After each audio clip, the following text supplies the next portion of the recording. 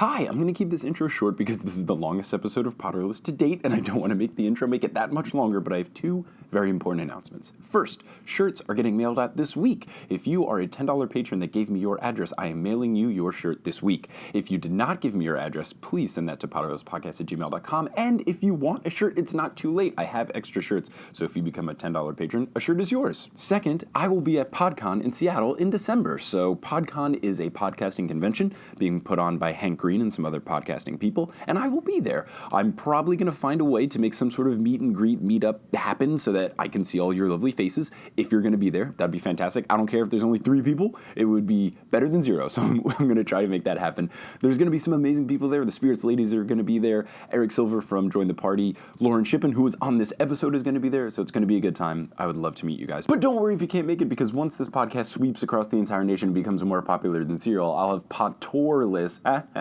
It'll be a great time.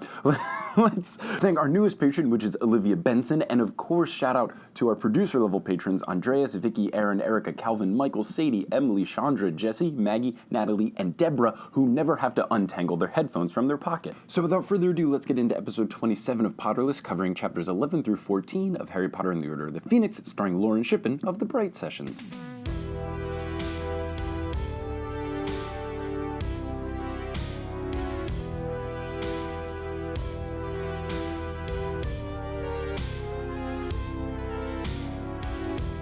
Hello, Internet, and welcome back to Potterless, the tale of a 25-year-old man reading Harry Potter for the first time. My name is Mike Schubert. I'm that 25-year-old man, and we are back again with Lauren Shippen, host, creator, time traveler on the Bright Sessions. Lauren, how's it going? It is going so great. I'm glad. It's been a whole minute and a half since we last spoke about Harry Potter, which is way too long. So let's get right back into it. Chapter 11, The Sorting Hat's New Song, which at first I was very worried about because I switch between reading and audiobooking, whether I'm, actively doing something or just sitting down and reading. Right. And the Jim Dale audiobooks are what I listen to the most. Nice. Just because they're the easiest to find on YouTube for free. Yep. The Stephen Fry ones are too new to be on there. And Jim Dale he's fine. Most of his voices are good, but a few of them are horrible. His Hermione drives me crazy. Yeah, I'm not the biggest fan of his Hermione. His McGonagall is the most obnoxious Scottish human ever. It's like, oh, Harry! And all of his house elves are terrible. And his version of the Sorting Hat song from, I think, book 2 or 3, it was like nails on a chalkboard mixed with rubbing styrofoam together and someone punching you in the face. Like, I couldn't do it. So when there was a whole chapter called The Sorting Hat's New Song, I was worried. But I think the Sorting Hat's songs are fine. I think his voice of it was just so bad that I was scarred, because this song is actually so good. Yeah. Like, this song that he does that the Sorting Hat does, is incredible. It's a deep one. So I think I was just scarred by Jim Dale's voice for the Sorting Hat more so than the lyrics of his song in previous times. I don't know that I've ever heard Jim Dale's story, because my sister owned all the audiobooks and would listen to them a ton. We would read all the books and then she would just listen to them when she was just cleaning up her room or sleeping or whatever. Taking a nap. And so I've heard bits and pieces of the audiobooks, but I don't know that I've ever heard Jim Dale do the Sorting Hat songs. So I'm sort of tempted to look it up, but I'm also want to maybe stay ignorant about it. It's basically as nasally as his Fudge, but then he's singing. So it'd be like, I'm the Sorting Hat and I'm here to say, it's pretty rough. It's pretty bad. That sounds great.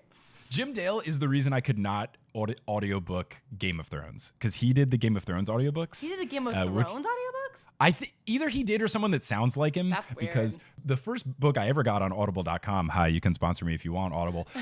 The first thing I ever downloaded was Game of Thrones, because I was never big into fantasy stuff, which is a big reason why I didn't start reading Harry Potter until I was a grown human. And Game of Thrones, I tried to read it and I just I couldn't get into it. I wasn't feeling it. So I was like, maybe I'll audiobook it and I'll be okay.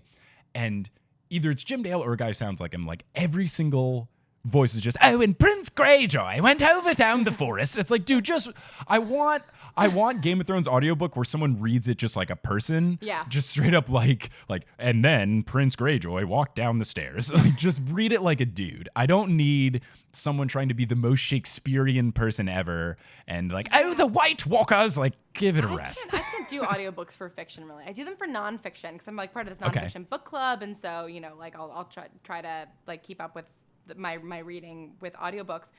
And that's fine because it's like listening to like a nonfiction podcast. But for for fiction, I like making my own voices. You know, I like thinking of things in my head. I don't want the influence of other people's voices. So I do love that you can return a audiobook on Audible, no questions asked, and one of the options is I didn't like the narrator, which is so good. I love really, that. I didn't know that about Audible. Yeah, you can do that. That's awesome. You can straight up return a book and basically say I don't like the person, and which is I guess valid. That's because totally if you just super don't like listening to it, you had no way of knowing. Yeah. It's just funny that that's a given standard option that they're like, yeah, okay, no problem at all. Yeah, like some narrators are terrible. All right, so chapter 11, sorting out Sue Song. So Luna says that she hopes Grubbly Plank is back for good, and Ron, Hermione, and Harry just freak out, just jaw drop. What? And Luna says that all the Ravenclaws think he's a joke because he doesn't teach very well. Ron replies, well, you guys must have terrible senses of humor, which is impeccable.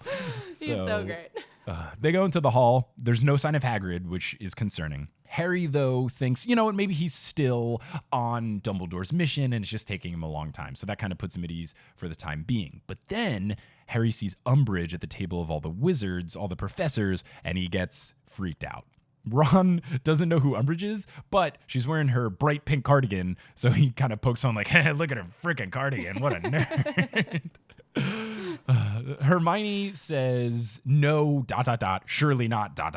which is incredibly ominous, and you don't know why she says it. And then the Sorting Hat gets up and says a new song, and this is very different than his normal song, which is just, you know, unicorns and rainbows, I'm gonna put you in your houses. Yeah. And he just goes super deep about how it's so bad that the houses have become so divided. He never supported the houses being a thing at all. He thinks unity should be really important.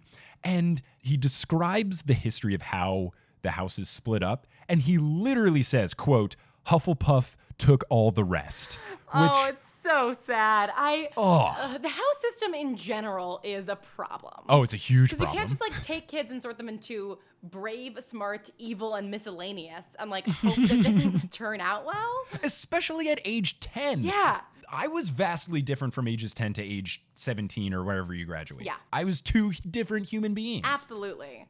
So have you like determined your house yet? Yeah, so I'm like 6,000% Gryffindor. Okay, nice. I think I'm like mostly Gryffindor and then Hufflepuff second place and like a decent amount of the other two. But I think my number one and number two are Gryffindor and Hufflepuff. Yeah, and it's like, you know, you're like a grown man, so you can say that with confidence. Whereas for many, many years, I was convinced that I was Hufflepuff. Because it's like, I'm a loyal friend. Like, I'm not really like, I could like fit into the other ones, sure, but I just very strongly identified with Hufflepuff. And then over the past couple of years, it's been like this revelation of like, oh no, who I am at my core is a Slytherin. Oh, nice. And maybe the Sorting Hat would have sorted me into Slytherin from the get-go, but it's like, how can the Sorting Hat know who you're going to be when you're actually like a grown adult and you become who you are? Yeah. That was a real shock. So I still definitely like have a lot of Hufflepuff in me. And when it's, you know, she took all the rest, or what is like, Hufflepuff is like, yeah. I'll teach the lot and treat them just the same. I'm like, oh, Yeah. Helga, you're so good. And it's just so sad for the Hufflepuff. It's just, I just don't understand JK's endgame here. Like, what is the point of doing this? She has to know that everyone's going to sort it, and she's just objectively making one to all make fun of. And I identified as Hufflepuff for a while before I took the quiz. And my girlfriend's a Hufflepuff, and a lot of my friends are Hufflepuffs. Yeah. And the dorm that I was at Rice University was called the Hufflepuff of Rice. Nice. There were a lot of things that were like, hey, I'm a Hufflepuff. And when I hear things happen like this, I don't understand what the point of this is. Why would she not take the time to be, okay, kids are getting really invested in this. People really want to be in it. These books are widely popular. I should give Hufflepuff some sort of characteristic. But she literally writes down, Hufflepuff took all of the rest. All the which rest. just, oh my, like, I just don't understand why she would do this. Like, it seems like she was making someone so that they could be picked on. And I don't understand. I know. It seems like such a weird choice. I'm trying to remember when exactly, what is it? It's like loyal and like steadfast and true becomes like kind of like the Hufflepuff thing. Yeah. And I'm trying to remember when that happens because it does. It is like canonically in the books. But so maybe eventually she was like, oh, okay, I should give Hufflepuff some actual qualities. And I feel like making Cedric Diggory a Hufflepuff did some of the work. where it was like, okay, the coolest, hottest, best guy in Hogwarts is a Hufflepuff. So it can't be all bad. Sure. But then she kills him. So she kind of Yeah, he throws doesn't away have a long that tenure. goodwill. He's got like 3/4 of a book tenure. Yeah, so the poor Hufflepuffs. But Mm-hmm. yeah, I mean, other than the shade thrown at Hufflepuff, this is my favorite Sorting Hat song, I think. Yeah, it was good and really deep. So he talks about the division growing too extreme and then when Slytherin left in the past. And he says he doesn't like that he has to sort, but it's what he does, so he does it. And he says that Hogwarts must be united against external foes or it will crumble from within, which is some deep stuff. Yeah. Super deep stuff. So they go through the process of sorting all the kids and they say a couple of the names. And they mention that Rose Zeller is the last one called and she sorted into Hufflepuff. So now we know 4 people at Hufflepuff. And Dumbledore doesn't give a speech at the very beginning. He's just like, let's eat. And they eat right away. Ron is like, oh, hell yeah. So Nearly Headless Nick continues to explain what's the deal with the Sorting Hat song. And he says that every now and then the Sorting Hat will throw warnings into his song. Any year he does it, bad shit happens. So why isn't everyone on the staff super concerned? Like freaking out. I feel like everyone on the staff should be like, oh God. Or maybe they are and they're hiding it, but this seems like he's never wrong about it. They should really batten down the hatches. Yeah, if the sentient hat knows something is up, you probably want to pay attention. Yeah. So Dumbledore then gets up to give the yearly updates. He says the Grubbly Plank is taking over for the Care of Magical Creatures classes, says that Umbridge is the new Defense Against the Dark Arts professor, which I didn't know this. I knew that she took over the school eventually, but I didn't know that she started as the Dada prof, which is an interesting little wrinkle. The narrator conveniently mentions that when it's saying the Dumbledore announcements, it mentions that he is talking about the House Quidditch Cup team tryout date, which 100% means Ron is going to be on the team.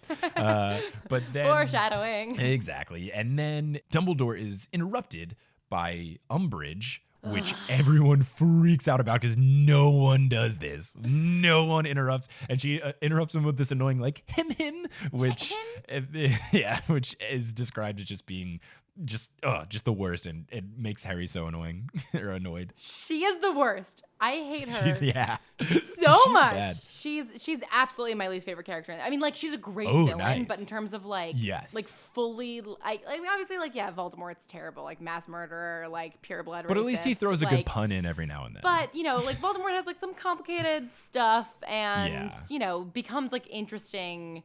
I don't know. You the more you learn about it, the more interesting it becomes. Sure. Umbridge is just so terrifying to me because she tries to use order and government to do terrible things and just has no compunction about abusing children. And she just that anybody who's pure evil but then tries to hide themselves behind pink and kittens. Whereas Voldemort just straight up is I'm an evil I'm badass. a snake. I'm the most terrifying person to have ever lived. Anyway, sorry, I just have a lot of feelings about Umbridge. No, I hate her. So I had seen parts of the 5th movie, and by that I mean I was falling in and out of sleep when my sister was watching it once, so I know very little. I knew that Umbridge was kind of stuffy and a little ditzy and strict, and I knew she sucked, but I didn't ever know that she was really evil. I thought she was just, no fun. I thought that she was just the epitome of mom, no fun. But when she, as she's described in a couple of chapters, when she does the freaking Harry Quill thing that carves into his arm, I was like, what the fuck is happening? She's crazy. Well, and that's the thing is in the class, she seems like she is just sort of stuffy and buttoned up. And then it's oh no, you are a full on Roald Dahl villain. You're just a crazy abuser of children. Yeah. Super terrifying. Yeah. So she interrupts him, and everyone in attendance, teachers, students, is just shocked. The best thing is Harry immediately, because of this, decides right then and there, I don't like this girl. No one interrupts Dumbledore.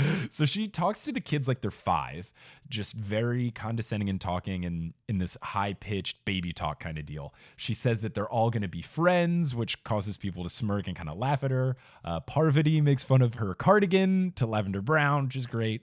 And McGonagall gives her the biggest stank face ever, which I didn't think McGonagall could hate anyone more than she hates Trelawney, but now we have Umbridge, and I'm so excited. I can't wait for the inevitable McGonagall sass thrown at Umbridge, and I'm so hyped. I am so McGonagall is the best.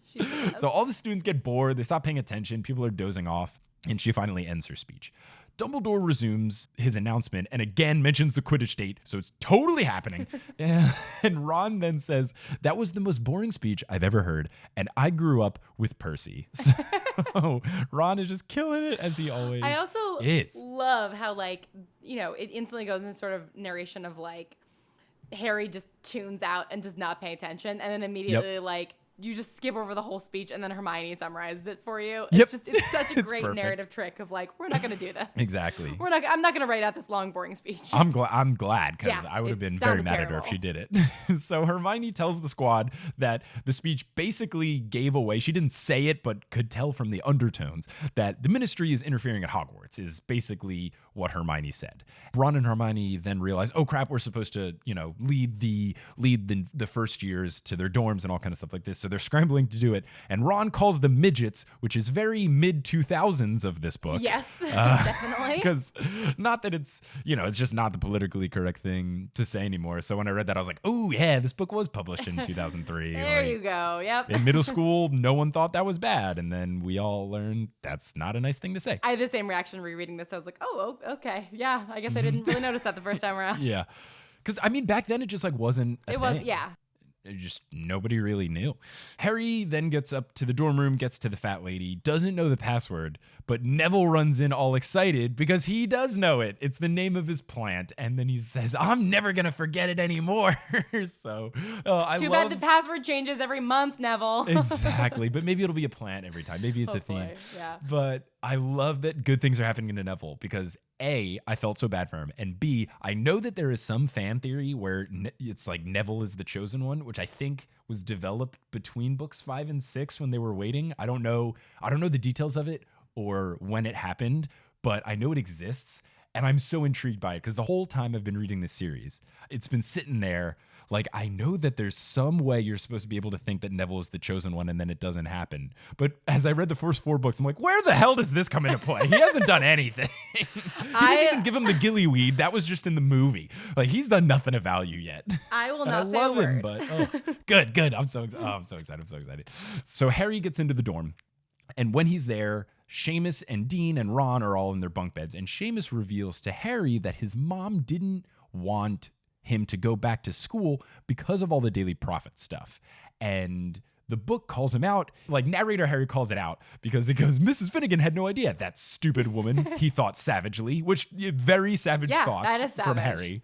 Super mean. And Seamus and Harry get into this yelling match about it, which Harry is justified, but at the end of the day, it's never cool to make fun of anybody's mom or call them dumb. Like, if you're going to have this argument, you got to put it more delicately than Harry does. Because right off the bat, he's just like, your mom is an idiot, Seamus. It's like, Harry, tone it down. Yeah, I agree. It's like he comes at it in the wrong way, but I definitely I feel so much for Harry whenever somebody is like, you're a liar, because God, he had to watch his classmate get murdered by the person who killed his parents. Yes. And like that is just so brutal. And then like to come back and have people be like, because then like what is the suggestion there? It's like, if people don't believe that Voldemort came back and that Cedric died as a result, then like, do they think that Harry killed, the implication do they think he of him? not Do they believing think that it's a Voldemort's back portkey? puts Harry in such a terrifying light in regards to Cedric's death. Yes. Which, it's just so traumatizing, the whole thing. And the other thing is, it's not like he's lying about something cool.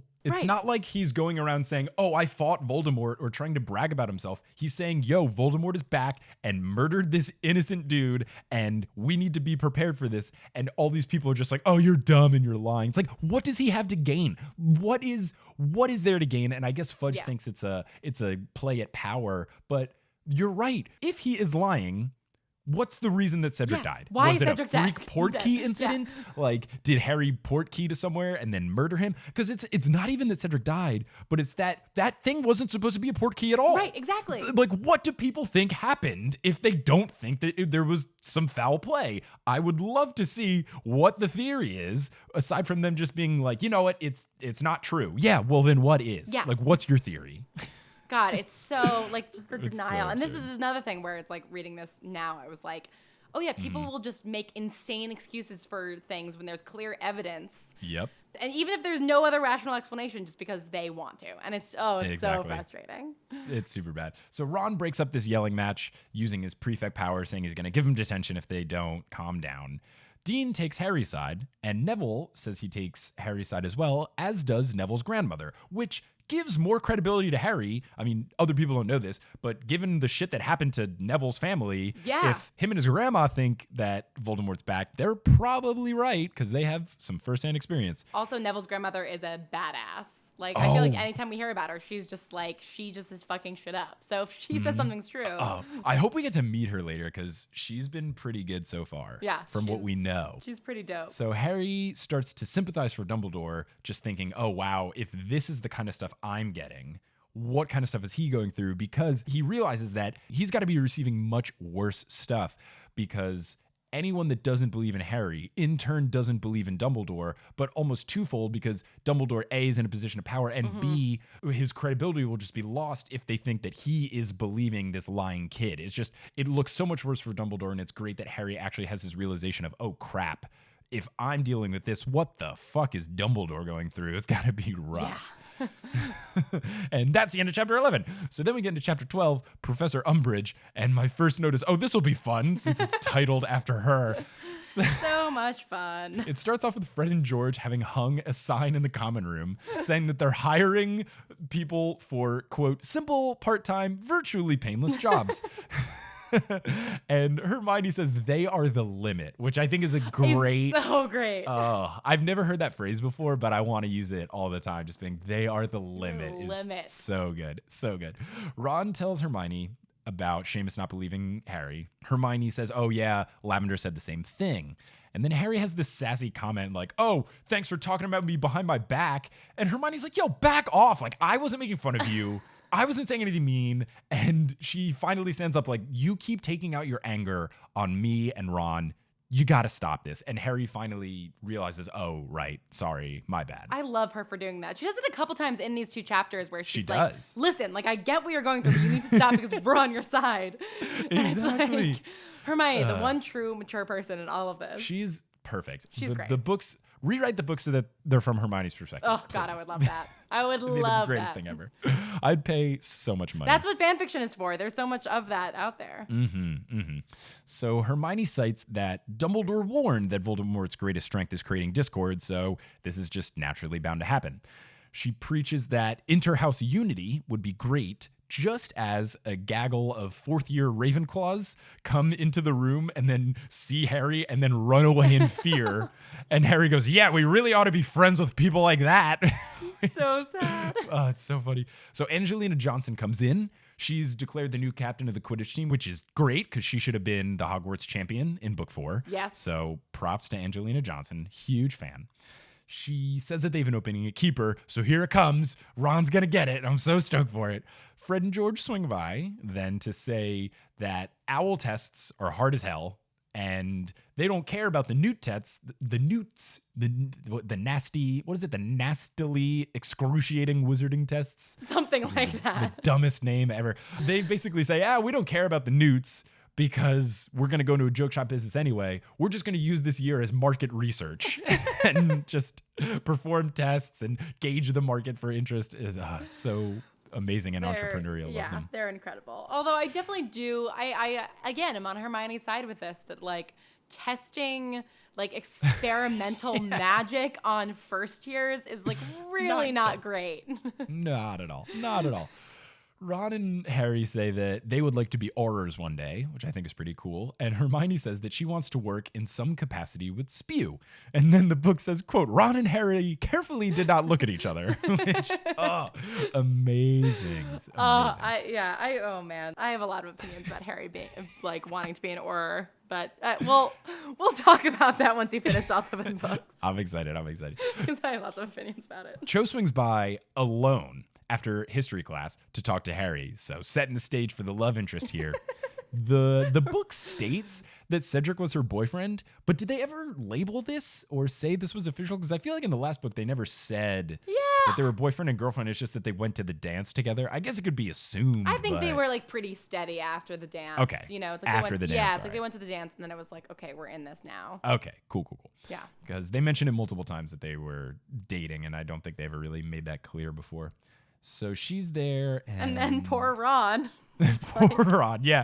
Cho has a pin of her favorite Quidditch team on her. And Ron's like, oh, how long have you rooted for this team? Because they're like the Yankees or the Golden State Warriors of Quidditch, where they're really good. And she's like, I've been a fan since I was 6, so back off. Like, Ron's cluelessness when it comes to any kind of romantic anything is my favorite thing. Like, the whole thing with the It's so Yule good. Ball and Hermione and just like, oh my God, like he's so clueless. It's great. He's completely oblivious. So Hermione berates Ron for basically cock blocking Harry. Yeah, 100%. Fantastic. Hermione, the true wingman. Yes. So then Ron and Hermione get into another bickering match, which has been happening throughout the past 3 chapters. So they're bickering because they love each other, clearly. And Harry gets excited at the fact that Cho has wanted to talk to him twice in 2 days. He's like, oh, this is awesome. She must really like me because she's nice.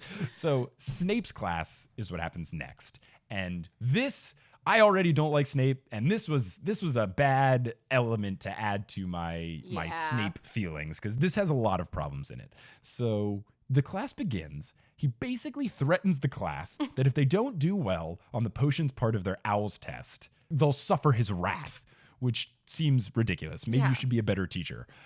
We also learn that apparently teachers pick the classes for newts, which seems problematic.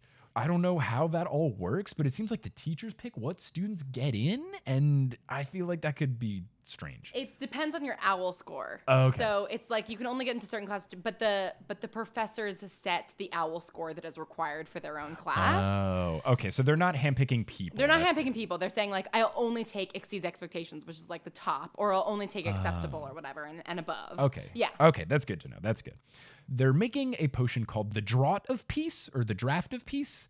And it's a potion that calms anxiety and soothes agitation, Like, which is give like, me yo, some of where's that. this? Yeah. Yeah, where is all this needs to be everywhere. It's like writing, like taking notes, like a moonstone. Okay. Okay. And, And then need to get this ingredient. counterclockwise. Okay. He mentions that if you mess up in any sort of way, you can put someone in an irreversible sleep, which seems like you should not be making this in class if you're going to put someone in an eternal coma. And this is why Fred and George shouldn't be allowed to test their stuff. Yeah, on exactly. Like, they're good Exactly. wizards. They're incredibly good wizards, but like, no. Like, they're still 16 years old. Just really showing that Hogwarts is a terribly run school if they let Snape do this as a lesson. It's such a dangerous place to go to school. Oh, it's horrible. It's the worst. I would never go. Death ever. trap. It's awful. So Snape puts all the instructions on the board and then just patrols the room. He notices that Harry skipped an ingredient and then does a spell to make his entire potion vanish out of his cauldron. Such a dick move. It's such a dick move. Harry basically is going to straight up get a 0.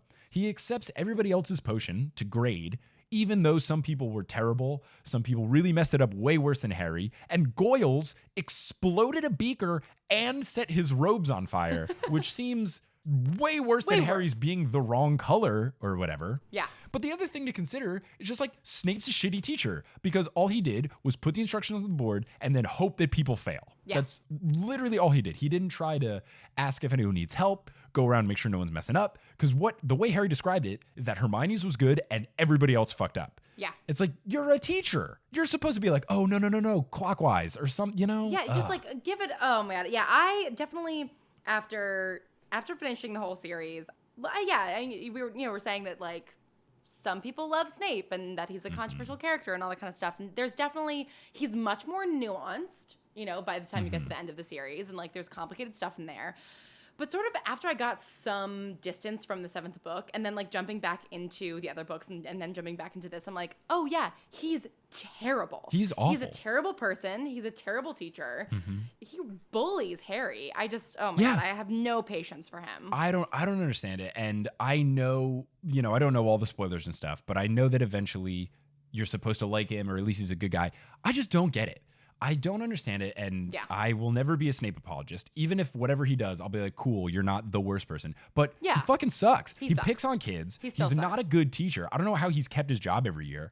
He threatens 11-year-old children. I don't understand. I don't either. And he's so mean and terrible. And just because he had a crush on Harry's mom, I don't think makes him good. That's the only fact I know. But Yep, I'm you're right. glad You're that- completely right. It's I'm very glad that you and I feel like the past like 3 or 4 guests I've had on, when a Snape thing comes up, everyone's been like, "Oh no, he sucks." He I don't sucks. understand people that like him.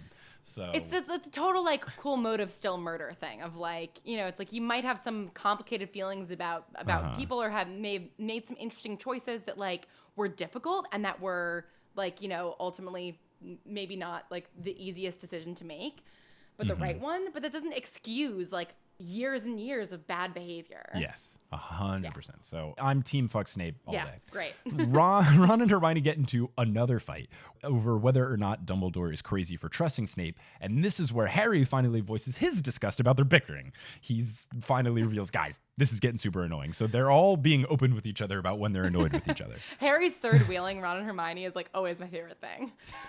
It's He's pretty like, good. I don't want to be here for this. Like, please let me not be here for this. Let me get out of here, please. Ron says that he and Hermione will stop fighting, but hey, you got to stop taking out your anger on us. We're not the ones pissing you off. And Harry at first is kind of upset by it, but then Ron kind of reiterates, yo, come on, dude, think about it. And then he calms down about it. So then they're in class, they're in divination, and they're supposed to use a dream oracle to interpret each other's dreams. Harry, of course, doesn't want to share his dreams, so he asks Ron what he's been dreaming about. Ron says that he's been dreaming of Quidditch, so it's happening. And that's pretty much the end of the class. And then they go on to Umbridge's class, which is basically like if Defense Against the Dark Arts, but watered down and ministry approved and turned into the theory of Defense Against the Dark Arts instead of actually doing stuff. And this is another thing of like not teaching. She's like, open your books and read. It's like, that's homework. That's not Yeah, class. exactly. When I read that, I was like, no one does this. The whole point of Defense Against the Dark Arts is to teach you defense spells and be able to be quick on your feet. That's why Lupin was the only good teacher they Yes. had. It would be like if you had PE class and all you did was describe how to play basketball Yeah, instead exactly. of actually doing it. And then there's this great argument with the whole class. But first, the first thing she does is every time you speak to her, you have to end it with comma Professor Umbridge. Ugh. So yes, Professor Umbridge, no Professor Umbridge, hello Professor Umbridge. To which I was really mad that no one made a thing where they were like, well, that's stupid, Professor Umbridge. I was really hoping Ron or someone was going to pipe up with that. Hermione questions Umbridge right away. You're right. She assigns them just, hey, read these pages from a book. And Hermione raises her hand and then questions her goals for what they're supposed to learn over the course of the year because Umbridge wrote them on the board. And she basically says, why aren't we going to use magic? Why are we just reading about it? And then you get a quote from Ron. The book says, quote, we're not going to use magic, Ron ejaculated loudly, which I just think is a She uses that word a lot. interesting use of word, J.K. Rowling. Yep, it's all over these books, and every time I'm always like, you could just say shouted, you know, like Or you- yelled, or shouted, exclaimed. There's a lot of things without other connotations. yeah, that's not ejaculated. So after Ron butts in, basically the whole class butts in, and it's amazing. It's just all of it's so these students good. versus Umbridge. They're all kind of chiming in, piping up, and she yells every single time they don't raise their hand before talking. So there's a lot of lines where she's just, Mr. Thomas, your hand is not raised. Miss Granger, your hand is not raised. And it's just this hectic scene, but everybody is raising. Everyone's point is completely valid. Yes, 100%. When we go into the owls and we have to actually do magic because that's how the owl works, what are we going to do? And she says, oh, you should be, you should know enough to do. And they're saying that's not how the world works. No. We're not going to know what to do. And it gets this whole big thing where they're all making good points. She's being super dumb. But then she has this quote, which is scary. And this was honestly one of the most terrifying things I read in the book. She says, it is the ministry's understanding that the theoretical knowledge will help you get through the exam, which, after all, is what school is all about. Which is like, no. That is not what No, school it's is all not. about. Like, school is not about just getting through tests. And I can speak it because my career is I'm a mechanical engineer. There is never a time where I'm like, oh yeah, this thing that I learned in multivariable calculus, like barely anything that I learned directly in school correlates. But school like helped prepare me for the profession, and school also made me the person that I am. Yes. And it's not just about passing tests. No. It is so much about more. And the fact that she says that as her baseline makes me just think she is so problematic. She is the worst. So problematic. She's literally the worst. Mm-hmm. And oh god, and then just shutting any students down for like having critical thought and for like wanting to have an interesting like nuanced discussion and wanting to learn stuff. And then I mean obviously like shutting Harry down when he's talking about Voldemort and her just being like, no, you're lying. Yeah. Like that's not a defense. You can't Not at just all. like call somebody a liar and oh my god. Particularly a 15-year-old child. Like, oh my god. She's the worst. Yeah, so Parvati brings up that you're supposed to do the real spells in an owl. Umbridge says that this is school, not the real world. Who would want to attack children? And then Harry pipes up and says, oh, I don't know, Lord Voldemort, maybe? Which is like sort of a lame rebuttal. Like every time it comes up, I'm sort of like, oh, Harry, like you could have done that a little less obnoxiously. Yeah. Yeah. And that's the thing. I appreciate it because it's so obnoxious because I just imagine him like very sassily head turning and sticking his hand up. Oh, I don't know. Just maybe Lord Voldemort. So she immediately deducts 10 points from Gryffindor. Worth it though. Super worth Yeah, it. absolutely. Harry then keeps going about Voldemort. And then he gets detention, and then he keeps going about, he's like, oh, well, then what do you think happened to Cedric? Do you think I did it? Do you think he just died out of nothing? Drop and she dead? says, oh, it was an unfortunate accident. And he's like, yeah, but how else would he have died? Like bringing up the exact points that we talked about minutes ago. Yeah. And she then gets a pink piece of parchment and writes him up, and you don't know what she writes, but sends him to McGonagall. So he heads down to McGonagall's office, and she starts to comfort him, but then kind of levels with him and says, dude, you know she works for the ministry. You know she's going to do this. Come on. Yeah. You know, how did you not expect this? I love this moment and the fact that like, let me see if I can find it. The way that he describes like her voice, the fact that it kind of like becomes, oh yeah, her tone of voice was not at all what he was used to. It was not brisk, crisp, and stern. It was low and anxious and somehow much more human than usual. And it's like, I love that because I think we all have moments where it's like when we were growing up where an adult starts to talk to us like an equal and like an adult. Yeah. And kind of like that weird special magical moment of like, oh, you're leveling with me not as like a superior or as a teacher, as a mentor, whatever, parent, but like just as a human being to a human being. And I just love that moment because it's like she has this ulterior motive of like, I believe you and I know you're right, but like we are fighting a war here and you need to just chill out. Yes, it's a really good moment. And I think it's especially good for McGonagall because if you look at the actions that she's done, yes, she is strict, but she always has her heart in the right place. Yeah. And she just genuinely wants the best of all of her students, whether it's in the classroom or being the Gryffindor head or helping out with the Quidditch team, like the Firebolt stuff. She just wants the best for everyone. And sometimes she has to be strict about it. But it's never for the sake of being mean. Yeah. It's never out of line. And I think it's good that Harry has a moment because he might not be able to notice that as a 15-year-old kid, where us as adults reading this book realize, no, her heart's in the right place. She's just looking out for you. I think it's good that Harry has this moment where he realizes, oh, wow, McGonagall really does have my best interest at heart. Yeah. Pretty much at all times. Yeah, absolutely. So I think like, it's she's super important for always him. trying to do the right thing, and she also she knows when to go easy on them. You know, it's like I love that like you know she asks them all these questions of like, okay, you shouted at her, like you called her a liar, you did all these things, then she's like, here, have a biscuit. It's just like such have a second cookie. Like, great, have a cookie. Like you yelled at your teacher on the first day of school, but I know who this person is, that I'm gonna give you a cookie. I also love when she gives him a cookie right away, and then after kind of scolding him and saying, come on, get it together, offers him a second one, and he goes, no thanks, and she goes, don't be ridiculous. Like, come on. have You're a another cookie. 15-year-old kid. I know you want another fucking cookie. It is, and it's like it's not a trick, it's not a trap. It's just literally like Just take a cookie. She understands that like Harry is not a normal student. Like he's been through so much more than every other student, and he has so much more. I think that even in this book, even up to this point, that I think is like a great difference between McGonagall and Dumbledore. Whereas like McGonagall sees like Harry getting in trouble and Harry doing these things, and she intervenes and she treats him like a kid when he needs to be treated like a kid. where she's like comforting him and giving him cookies, whereas Dumbledore has just been like ignoring him the whole semester and the whole summer. Yeah. And it's not like realizing the stress it's putting him through. yeah. And so I think that the mix of like treating a child like a child, but then also understanding that like they need to be treated like an adult sometimes in terms of what they're told and what's expected from them. That's such a hard balance to strike. And I think McGonagall is one of the only people who actually like does balance that. She does. She really does. So she then reveals that Harry's actually gotten detention every day of the week, not just one day.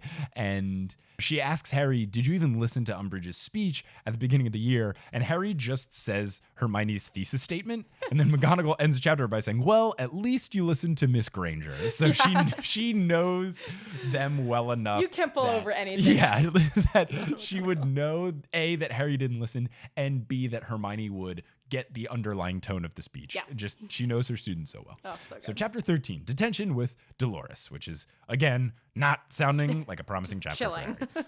Everyone in the school is gossiping about Harry at dinner because he had this big outrage of saying that Voldemort is back, Cedric died because of him, etc. in the middle of class. Hermione says, you know what, let's get out of here to avoid it, which she always does when they're in the lunchroom and they're gossiping about him. But then there's a great quote where it goes, Ron looked sadly at his half-finished apple pie, but followed suit. And I was like, yes, it's me. Like, I've never related to Ron more. Like, I want to eat this food, but I also really need to be a good friend. I gotta be a good bro. Bros before pies. I would have taken the pie with me, honestly. Yeah, I mean, like, I would have that's been the eating move. it.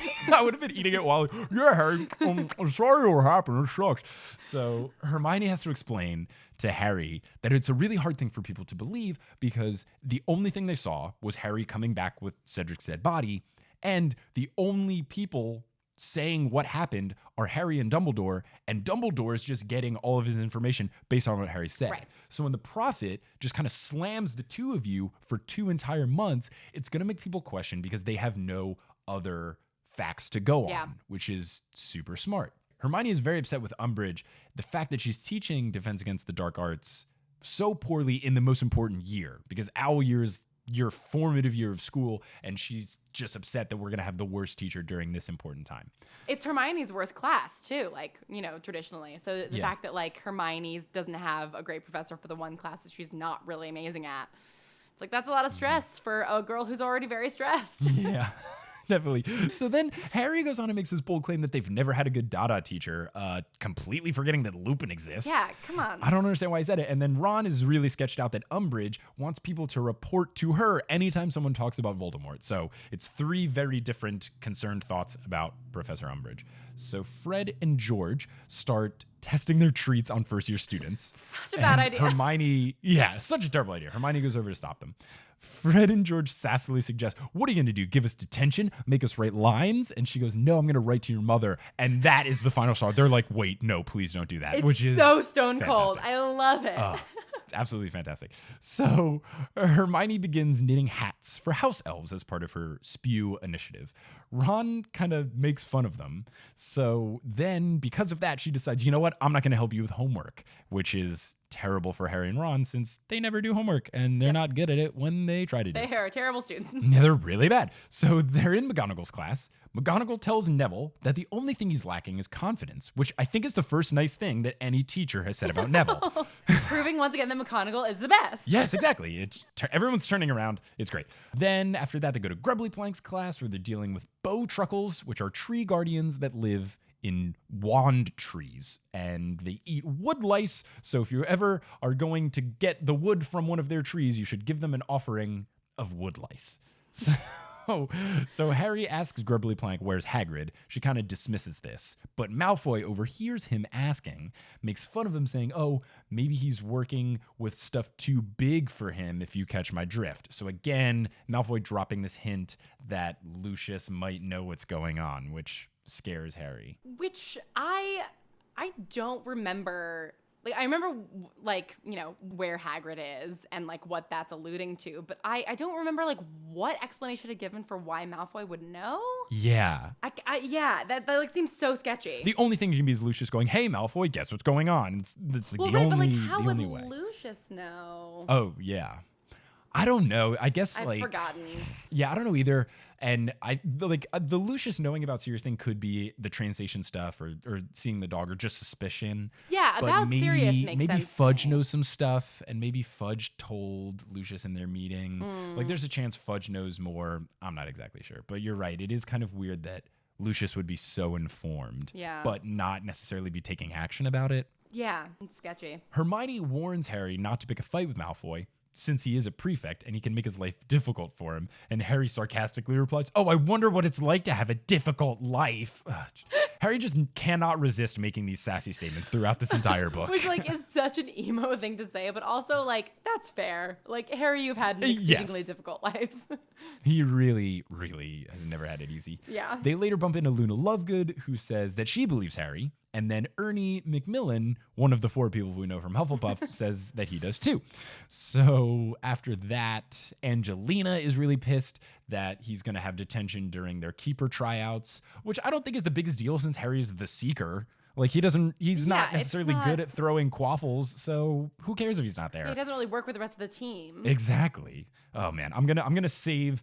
Quidditch rants happen every single time. For the sake of time, I'm gonna have to save this because otherwise we'll be here for another 4 hours. So she's mad at him about that. She tells him you should try to get this moved to a different day. So he goes to do his first thing in detention. First thing he asks is, "Hey, on Friday's detention, can we do it a different day or a different time?" And Umbridge says, "No, not at all. It's probably for the best that you're missing something you don't want to," Ugh. which is valid, but also But, like, kinda the way that she says it is so the way, gross. yes. And then she's like, you know, this is your punishment for spreading evil, nasty, attention-seeking stories. And it's just like, Yeah, God, she's it's just, rough. everything that comes out of her She's mouth is terrible. the worst. Terrible. So she has him rate the lines, "I must not tell lies," but it's a special quill that doesn't use ink. It cuts into the back of your hand and uses your blood to write on paper. So Which- fucked up. I'm sorry. What the fuck is happening? I remember being like truly shocked by this because Ridiculous. and, like, at this point, yeah, like, murder has happened, but and like murder and betrayal and all these sorts of things, but this, for whatever reason, was just like next level of creepiness and It's just unnecessary torture Yeah. to a kid kid. for something he didn't do wrong that's going to scar him. like It's detention. Yeah. Oh my God. And the description of it, just like, sounds super painful. it He sounds describes awful. it as being cut in the back of a hand with a scalpel. yeah. Which sounds completely unpleasant. So basically, the first day he keeps writing it, and as it cuts on the back of your hand, your skin will heal. So you just have to keep writing it and writing it. So he does this for hours on end. And then she says, "Oh, looks like I haven't made an impression on you. We'll have to try again tomorrow." So not setting the stage for this week of detention. Not going to be a very No, enjoyable week. not going to be a good week. And the other thing is, since he was in there for so long, now he's got to scramble to do all of this homework that his teachers are piling onto him.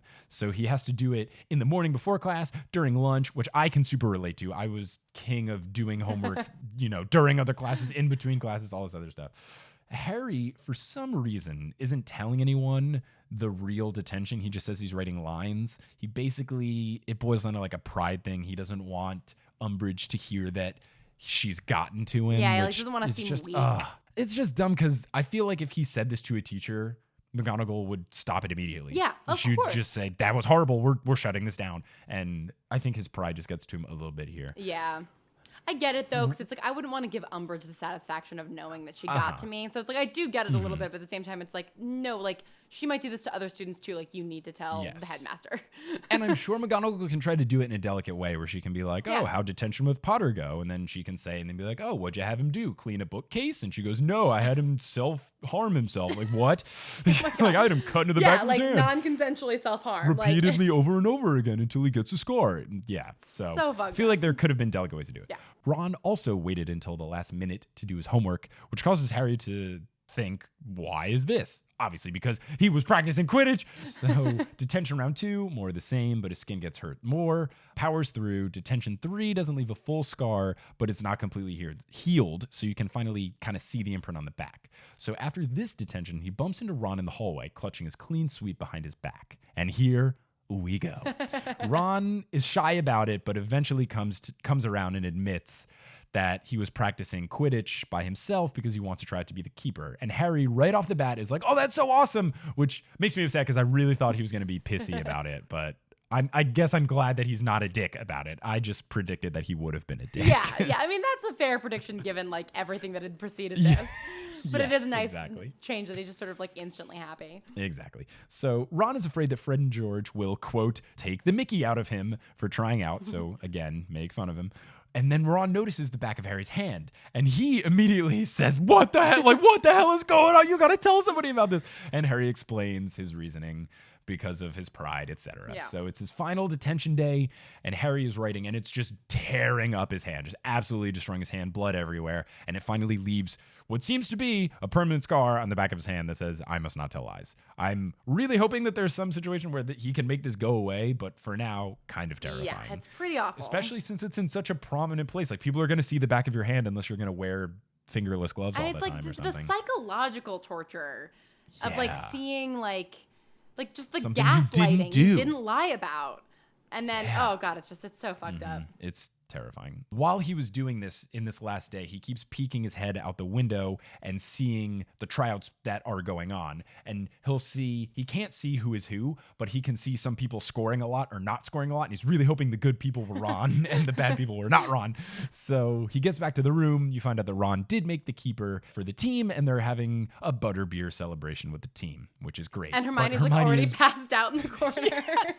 passed out on the couch. I love it. Angelina tells Harry that she picked Ron because of his upside, because he's got good Quidditch blood, and that the other two people that were just as good or better than him, one of the two whines too much, and the other one is involved in too many extracurriculars, which is the first time I think you learn that other extracurriculars exist. That at might Hogwarts. be true. Yeah. I they're think it's like the first time clubs. you learn that there's clubs, because the whole time I had this big beef where I was like, great, you have one sport at the whole school. Yeah. There's 7 people on each team. There's only 4 teams. So there's 20 people playing Quidditch, and you don't have any subs. So the only way you can get on the team is if people graduate. They go to school for 7 years. Like, you could go a whole lifetime and not have your position at Quidditch open up. Yeah, that's very Like, true. if like the second best seeker at Gryffindor could be Harry's year, and then just for 7 years it's just, well, I'm not as good as Harry, Yep. and I never get to play Quidditch. So, and then there's no choir, there's no debate team, think there's that- no wait, plays, there is a there's choir, no though, newspaper. isn't there? There's a choir in the movies, But I don't know if there is in the books, or maybe it's later in the books, and then because of that they put it. But so far, I don't think I've read. Yeah, I might just be that confusing there's been a it choir. with- But they do have it in the second movie, because I remember watching the second movie and thinking, what the fuck is this shit? Well, Like, but wait, what's what going about on? in the 4th book when like, Beauxbaton and Durmstrang are doing their like Oh, do they do a song? entrances? I feel like the Hogwarts choir Oh, is a thing. yeah. You're right. That might be when they were first introduced. But I think still, this is like the first acknowledgement that they're, that like, you don't there's a have to Charms only Club. like. Yeah, you can like stuff. So Angelina asks Harry, "Hey, can you try to help Ron get a little bit better since you guys are friends?" So I support it. I support picking someone on high upside. I'm a Yeah. big proponent of that in real sports too. Like when you draft a young kid and you're like, he's got potential. Exactly. So We can make something out of him. Exactly. So Hermione, you realize, passed out on the couch because she's been making a ton of those hats because she leaves them out for the house elves to take, and they keep disappearing. But this makes me think that they're getting taken for some other reason and not the house elves, because otherwise we would hear a big concern of a bunch of house elves becoming free. That would Right. be news. So these hats have to be being used for something else. So Harry tells Hermione that he thinks Umbridge has some sort of connection with Voldemort, because when she grabbed his scar at the end of, or grabbed his hand to make sure his hand was scarred at the end of the last detention, his scar started to hurt. So he thinks maybe something's there. But Hermione kind of argues against this and saying, I don't really know. I don't know if that necessarily makes sense. And maybe you should go ask Dumbledore. And he's like, oh, I don't want to bother Dumbledore with it. And she says, no, this is something Dumbledore wants to be Yeah. bothered with. And of course, Harry goes, oh, so that's all he cares about is when my scar hurts? It's like, God damn it, Harry. Dumbledore cares about you, you fucking piece. God, so angsty. Oh, It's so frustrating. angsty. So he said he'd rather write to Sirius. Hermione says, you can't do that. And Harry, of course, gets pissy about it. Hermione then asks him, hey, do you want to help me out with the hats? And then she's genuinely excited. Like, look, I'm making so many. I'm getting better at it. I can make designs. And Harry just kind of awkwardly does this, oh no, I think I'm too busy, which is such a shitty move by him, because Hermione helps him with stuff all the time. And she finally likes something and he just can't be bothered. But he also does have so much homework to catch up on. He Like, I do does, get it. But yeah, no, you're right. Both Harry and Ron could like come through for Hermione way more. Exactly. They really, really could. So then we get into chapter 14, which is the final one of our Potterless episode here. Percy and Padfoot, aka Boo and Yay. So Harry writes a coded letter to Sirius about the scar, and he's very crafty in it. I'm very proud of Harry. Yeah, it's a really good letter. Very well done. First quote is, our new Defense Against the Dark Arts professor is as nice as your mom. Fantastic. The thing that happened last summer is happening again. Great. And we're really missing our biggest friend. So great coded language for really good. Umbridge and the scar hurting and Haggard. And addressed to Super Snuffles. props. You know, Sirius's code name. Very solid. And because of the Snuffles thing, apparently owls speak English, because he goes to Hedwig and says, hey, I know I wrote Snuffles on the outside, but give this to Sirius, and then is ready to send the owl away. And it's like, wait, but I mean, hold like, on. how would owls, like, owls clearly can read too, right? Because they, True, like, how I would guess. they ever yeah, know where, that's where true. they're taking the letter? It's so owls in the Harry Potter world are fluent literate, in are reading and writing completely English. So just as he's about to send off this owl, Cho Chang comes in, and oh baby, here it comes. So she admits, hey, I believe you too. So it is on. Filch busts in, however, for a cock block, saying he wants to confiscate Harry's letter, saying that he suspects Harry is going to send a letter for an order of dung bombs. And Harry says, what? I'm not doing that. But he also doesn't want this letter to be confiscated. So he lies and he says, oh, I already sent it. And then Filch is like, I don't believe you. I bet it's in your cloak. And Cho goes, no, I saw him send it. So super props to Cho. Big old bro move by Cho. There for her boy.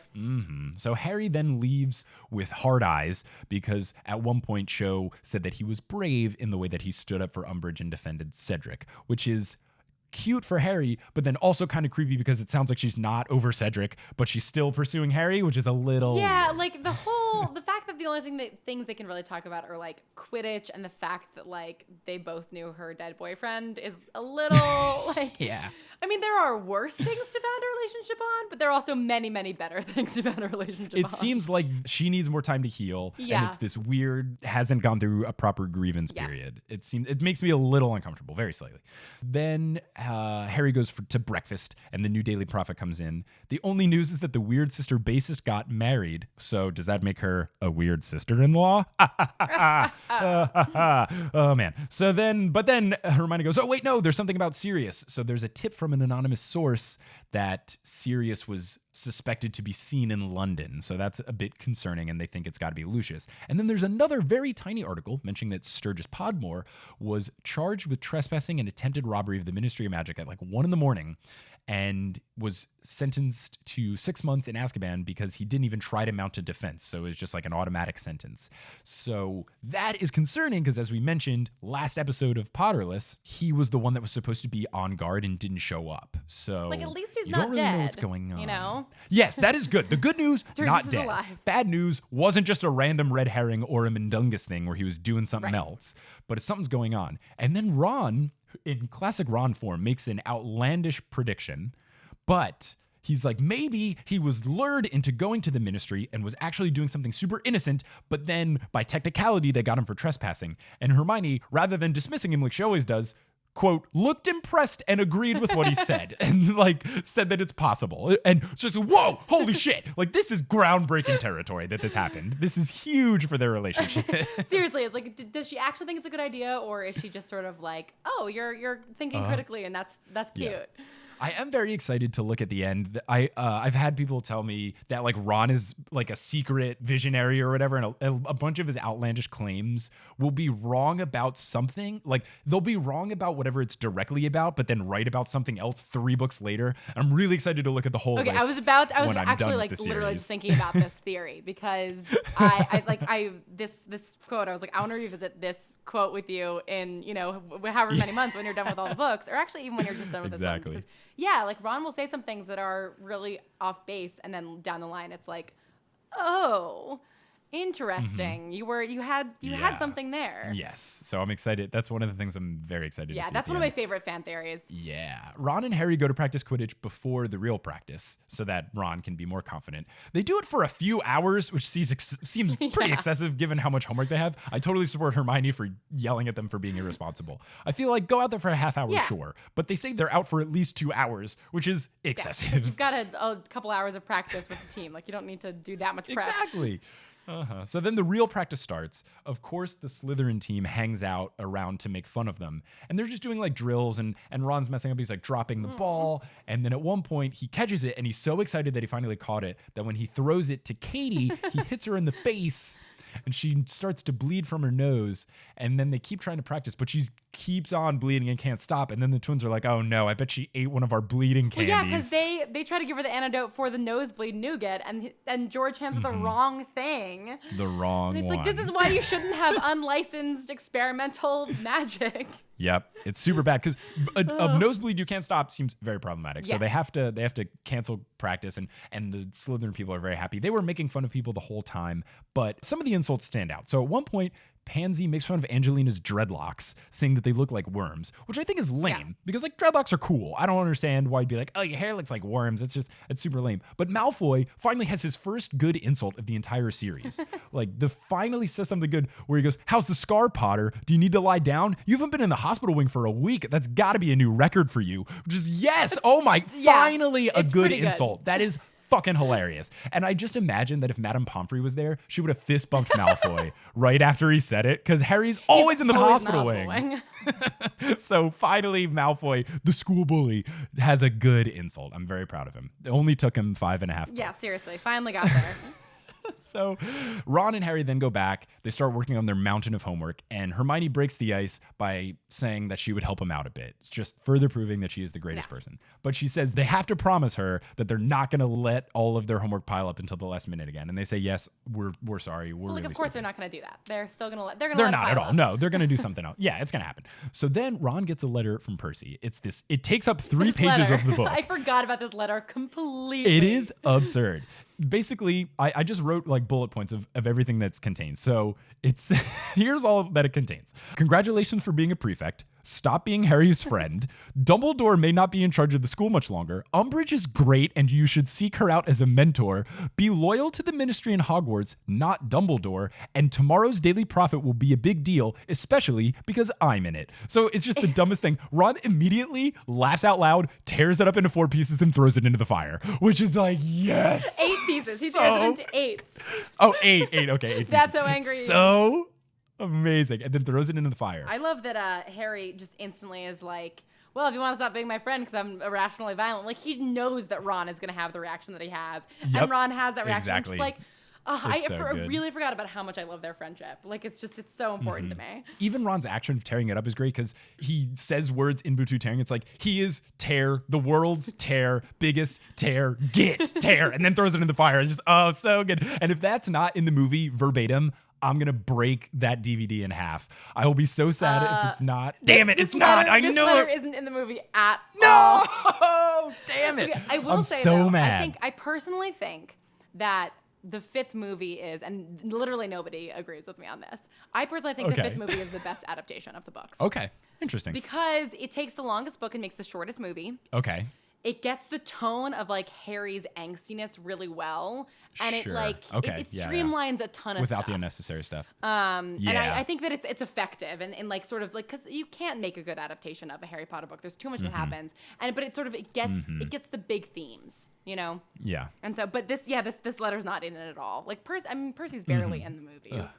Exactly. Whatever. So after this, Hermione then says that she'll help him out with their essays because they say, oh, we got to go finish these essays. She goes, oh, just give them here. I'll proofread them for you guys. And Ron is very humbled and is like, oh my God, thank you so much. I really appreciate this. I'm never going to be like, if I'm ever rude to you again. And she cuts him off and says, you'll be back to normal, which is phenomenal. Oh, they're so in love. They are. So then Harry notices in the fire where the letter is burning, he's like, wait, no way. And thinks he sees Sirius's face. Turns out he does. And then they have a tiny little phone conversation with Sirius.